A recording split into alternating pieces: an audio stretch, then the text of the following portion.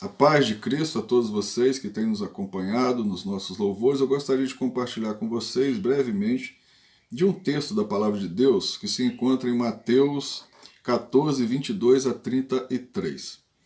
O Senhor Jesus, ele manda que os discípulos sobem no barco e atravessem para o outro lado do mar, porque eles já estavam cansados.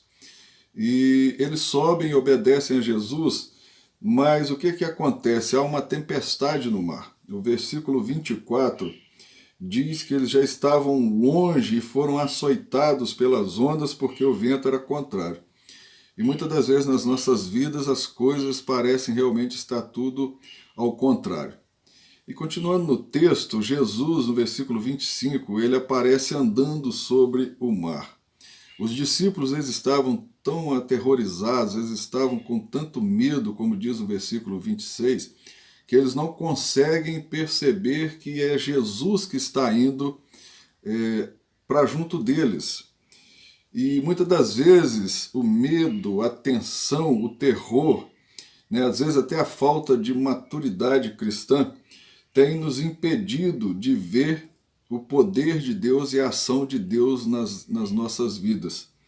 Mas, continuando o texto, no versículo 29, Pedro, que era um discípulo que estava sempre à frente, ele pede para Jesus para ir até ele. E descendo do barco, ele andou por sobre as águas e foi ter com Jesus. Ele conseguiu andar por sobre os seus problemas, por sobre as suas dificuldades. Mas, num determinado momento, ele tira o olhar de Jesus, ele perde o foco em Jesus e ele começa a afundar, como diz no versículo 30. Ele, reparando na força do vento, teve medo.